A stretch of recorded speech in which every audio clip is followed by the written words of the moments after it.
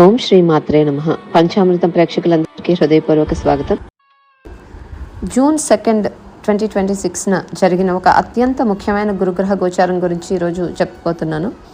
యాక్చువల్గా ఈ గోచారం అంటే చెప్పడం లేట్ అయింది. రిజల్ట్ అనేది జూన్ 2నే జరిగింది. కాకపోతే కొంత బిజీ షెడ్యూల్ వల్ల కుదరలేదు. దానికోసం అందరికీ క్షమాపణలు. అయితే ఈ గోచారం చాలా ప్రత్యేకమైనది కాబట్టి ఒక వీడియోలో పూర్తి చేయడం సాధ్యం కాదు. అందువల్ల గురుడు కర్కాటక రాశిలో ప్రవేశించిన తర్వాత కలిగే ఫలితాలు అనేక భాగాలుగా నేను మీతో చెప్తాను. అంటే ఇది ఒక పార్ట్ అనేది నేను చెప్తున్నాను. ఫేజ్ 1, 2, 3 అనేవి ఉంటాయి ఇందులో.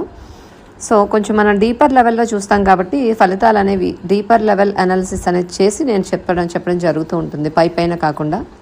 సో మీకు తెలిసినట్లుగా నేను ఏ గోచారం గురించి మాట్లాడినా సాధారణంగా అందరూ చెప్పే విషయాలకి కొంచెం భిన్నంగా లోతైన విశ్లేషణ అందిస్తుంటాను. ఈసారి కూడా అదేవిధంగా కొన్ని ప్రత్యేక అంశాలు కూడా చర్చించబోతున్నాను. మొదటిగా గురుడు కర్కాటకంలో సంచరిస్తూ పునర్వసు, పుష్యమి, ఆశ్లేష నక్షత్రాలలో ప్రయాణించడం వల్ల కలిగే ప్రభావాలు వివరిస్తాను. అలాగే నవాంశలో స్థాయిలో కూడా ఈ గోచారం ఎలా పనిచేస్తుంది అనేది కూడా నేను చూస్తాను. తర్వాత భాగాల్లో వేద, విపరీత వేద, తారాచక్రం వంటి ముఖ్యమైన గోచార సూత్రాలు కూడా పరిశీలిస్తాను. ఎందుకంటే కేవలం గురుడు ఉచ్చస్థితిలో అంటే ఎగ్జాల్టేషన్లో ఉన్నాడు కాబట్టి అందరికీ అద్భుత ఫలితాలు వచ్చేస్తాయని చెప్పడం పూర్తిగా సత్యం కాదు. ఇతర గ్రహాల స్థితులు కూడా గోచార ఫలితాలు ప్రభావితం చేస్తాయి కాబట్టి సాధారణంగా ఫలితాలు మాత్రమే తెలుసుకోవాలని, ఉట్టి ఫలితాలు మాత్రమే తెలుసుకోవాలని అనుకునేవారైతే, అంటే ఈ యొక్క మార్పులు ఇవన్నీ కూడా జాతకరీత్యా వచ్చే పదాలు అర్థం కాని వారు తమ రాశి ఫలితాలు ఒక్కటి చూసుకోండి ఇందులోంచి.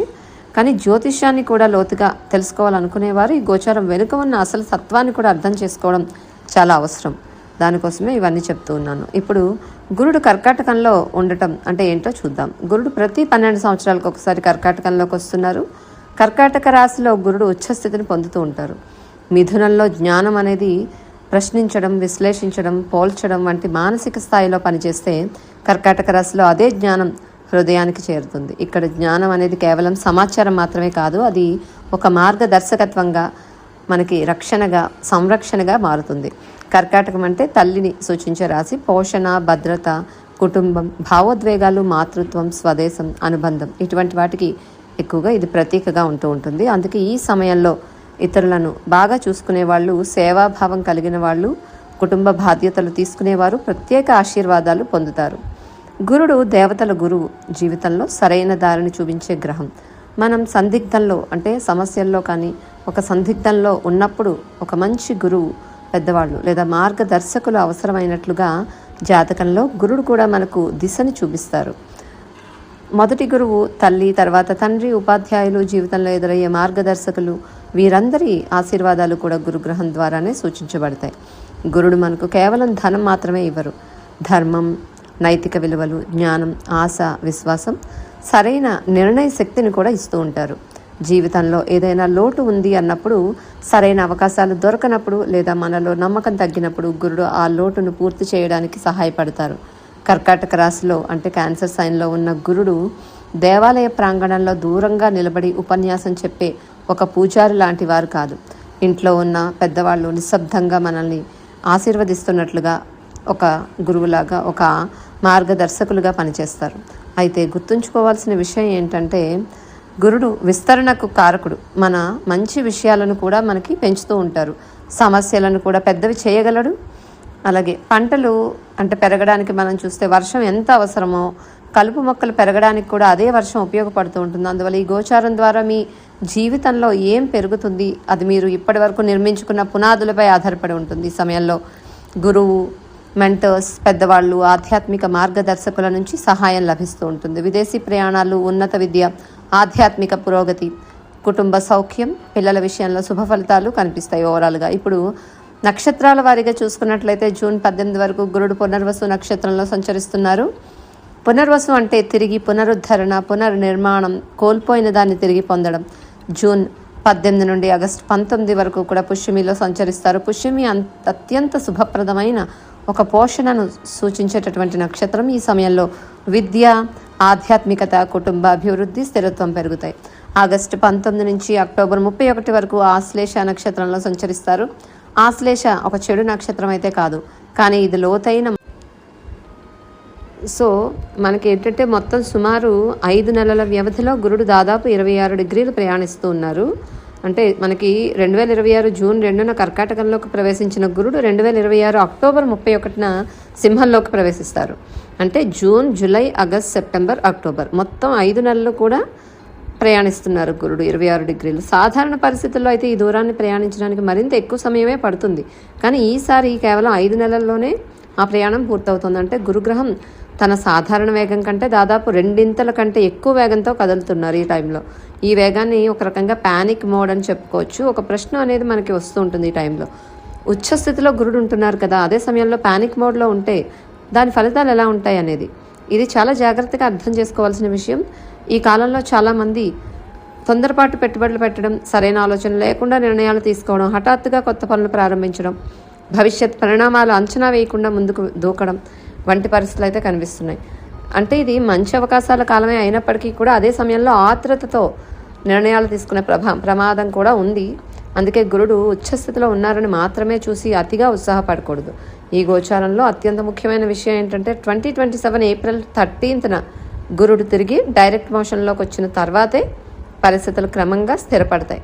అంతవరకు ఈ గోచారం మనకు అనేక పాఠాలు కూడా నేర్పించే అవకాశం ఉంది. అందువల్ల గురుడు ఎగ్జాల్టేషన్లో అంటే ఉచ్చస్థితిలో ఉన్నారు కాబట్టి అన్నీ అద్భుతంగా అయిపోతాయని అని కాకుండా ఉచ్చస్థితిలో ఉన్న గురువు వేగవంతమైన ఆత్రతతో కూడిన పరిస్థితులను కూడా సృష్టిస్తారు అనే విషయం కూడా గుర్తుంచుకోండి. ఓకే, అందుకే ఈ కాలంలో అనవసరమైన తొందరపాటు నిర్ణయాలకైతే దూరంగా ఉండండి. ఇప్పుడు గురుగ్రహం తర్వాత ప్రయాణాన్ని పరిశీలిద్దాం. 2026 అక్టోబర్ 31 వరకు గురుడు కర్కాటకంలో ఉండి తర్వాత సింహంలోకి వస్తున్నారు. ఆ తర్వాత సింహంలో మనకి ముందుకు సాగుతూ వెనుకకు సంచరిస్తున్న కేతువు దగ్గర అవుతూ ఉంటారు. అంటే ఇక్కడ ఏంటి, 2026 నవంబర్ 12వ తేదీన సింహంలో 1 డిగ్రీ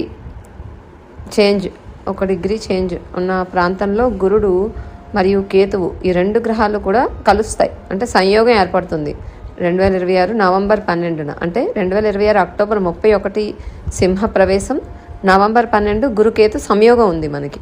సో ఈ 2 తేదీల మధ్యలో కేవలం 12-13 రోజులు ఉంటాయి. ఇది అత్యంత ముఖ్యమైన యోగం ఈ టైంలో. అంతేకాకుండా ఆ సమయంలో తులారాశిలో బుధుడు వక్రంలో ఉన్నారు, కన్యలో శుక్రుడు వక్రంలో ఉన్నారు. ఆకాశంలో ఒక విశేషమైన గ్రహస్థితి కూడా ఏర్పడుతుంది. ఈ అరుదైన గ్రహ సంయోగాల ప్రభావం వల్ల అంటే ఇది ఇంకా కొంచెం డీపర్ లెవెల్లోనే చెప్పాల్సి ఉంటుంది. కానీ మనకేంటంటే ఈ సంయోగం అనేది కొన్ని రకాలుగా పాజిటివ్, నెగిటివ్ 2 ఇస్తూ ఉంటుంది.